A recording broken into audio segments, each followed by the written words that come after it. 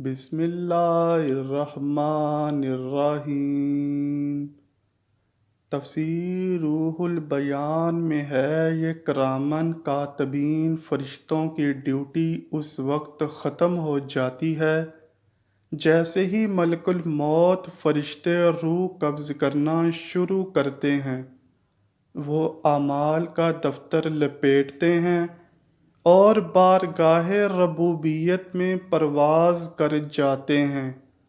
ملک الموت کا کام شروع ہوتا ہے تو بسا اوقات یہ ایک لمحے میں ہی ختم ہو جاتا ہے، اور بسا اوقات چند لمحے زندگی و موت کی کشمکش جاری رہتی ہے، جیسا کہ اکثر سننے میں بھی ملتا ہے کہ فلاں کی روح حلق میں اٹک گئی ہے۔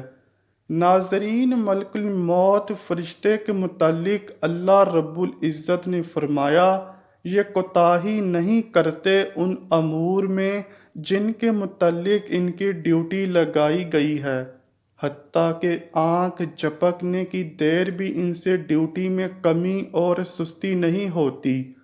یہاں ایک مسئلہ بھی ملاحظہ فرما لیں کہ تمام مخلوق کی ارواح کو قبض کرنے والا در حقیقت اللہ ہے، اور ملک الموت اور ان کے خدام کو مجازاً روح کا قبض کرنے والا کہا جاتا ہے۔ اس کو یوں سمجھ لیں کہ ملک الموت کے واسطہ کے بغیر بھی روح قبض کر لی جاتی ہے، جیسا کہ منقول ہے کہ سیدہ کائنات سیدہ فاطمہ رضی اللہ تعالیٰ عنہ کی روح مبارکہ ملک الموت کے واسطے سے بغیر قبض ہوئی تھی۔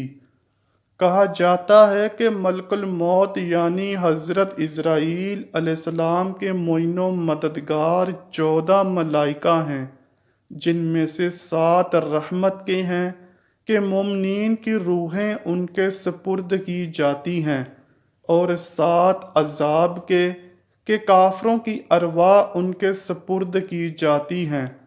ممکن ہے ان 14 کے آگے اور بھی فرشتے اس کام کے لیے مقرر ہوں جن کا نگران حضرت عزرائیل علیہ السلام کو کیا گیا ہے، جیسا کہ کچھ روایات سے ملتا ہے۔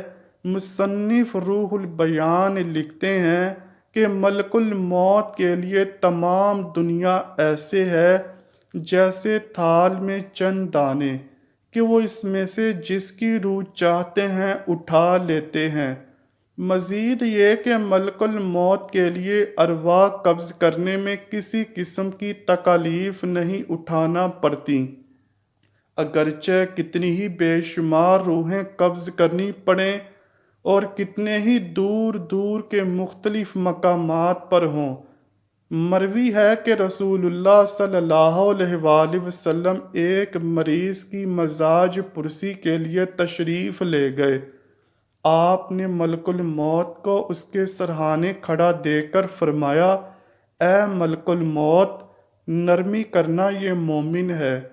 اس نے عرض کیا، حضور، آپ کو خوشی ہونی چاہیے کہ میں ہر اہل ایمان کے ساتھ نرمی کرتا ہوں، بلکہ مجھے تعجب ہوتا ہے جب میں کسی اہل ایمان کی روح قبض کرتا ہوں تو اس کے گھر والے روتے ہیں، تو میں ان سے علیحدہ ہو کر کہتا ہوں، میں نے کون سا گناہ کیا ہے؟ میں تو فقط اللہ تعالیٰ کی طرف سے مامور ہوں، اور میں یہاں بار بار آؤں گا۔ انہیں ایسی غلطی سے پرہیز لازمی ہے، اور کوئی گھر ایسا نہیں جہاں میں دن میں 5 بار نہ آؤں، وہ پہاڑوں میں ہوں یا جنگلوں میں، دریاؤں میں ہوں یا کسی اور جگہ، بلکہ جتنا میں انہیں جانتا ہوں وہ اتنا اپنے عزیز و اقارب کو بھی نہیں جانتے۔ الغرض ملک الموت کا موت کا پیغام لے کر آنا برحق ہے، اور وہ ہر صورت ہم میں سے ہر کسی کے پاس آ کر ہی رہے گا، اور ہر ایک کو موت سے دوچار ہونا ہی پڑے گا۔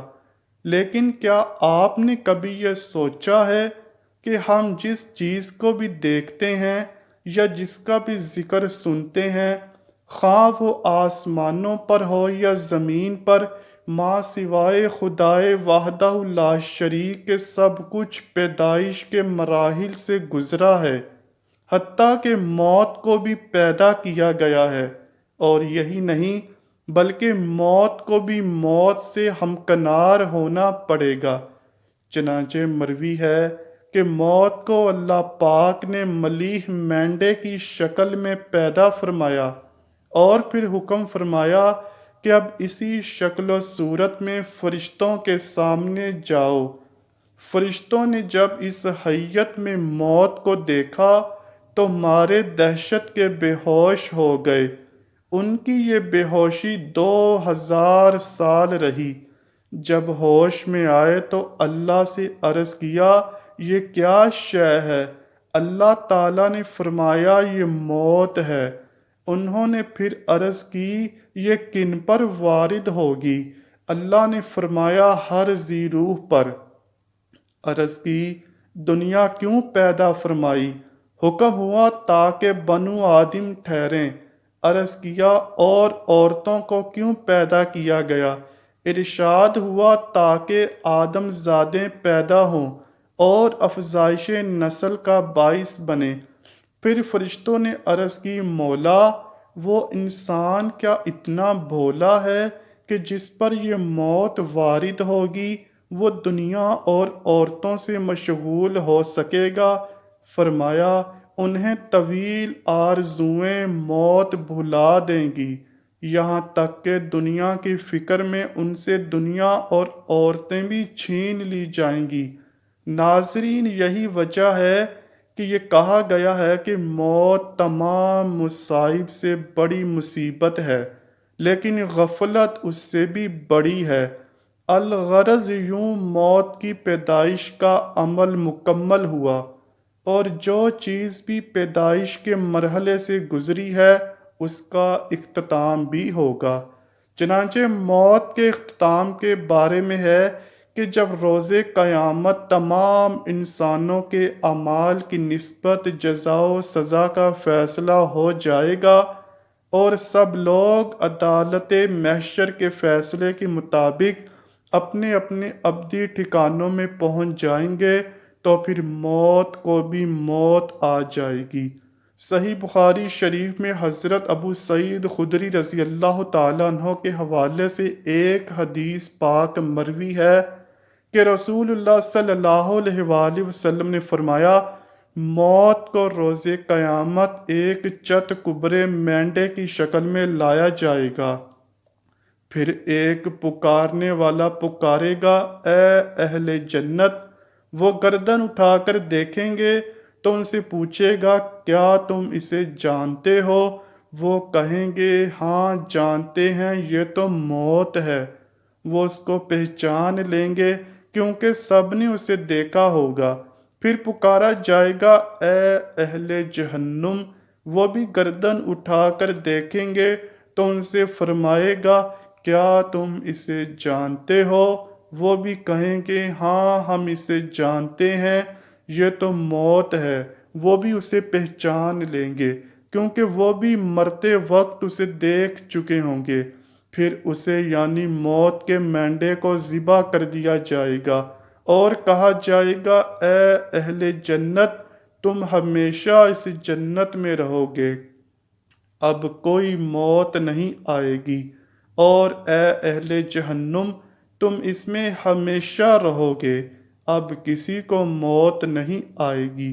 پھر آپ صلی اللہ علیہ وآلہ وسلم نے یہ آیت پڑھی، اور آپ انہیں حسرت و ندامت کے دن سے ڈرائیے جب ہر بات کا فیصلہ کر دیا جائے گا، مگر وہ غفلت کی حالت میں پڑے ہیں اور ایمان لاتے ہی نہیں۔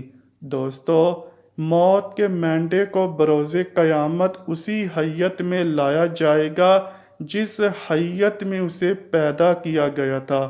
اس دن ہم سب کی یقیناً خواہش ہوگی کہ ہم جنتیوں میں کھڑے ہو کر موت کے مینڈے کو ذبح ہوتے ہوئے دیکھیں، مگر اس کے لیے اپنے اعمال کو خدا اور رسول اللہ صلی اللہ علیہ وآلہ وسلم کے بتائے ہوئے احکامات کا پابند کرنا ہوگا۔ دعا ہے اللہ پاک ہمیں نیک اعمال کرنے کی توفیق عطا فرمائے، آمین یا رب العالمین۔ امید کرتا ہوں کہ آپ کو ویڈیو پسند آئی ہوگی۔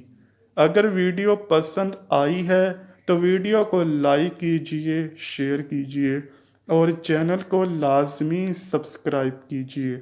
ملتے ہیں اگلی ویڈیو میں، تب تک کے لیے اللہ حافظ۔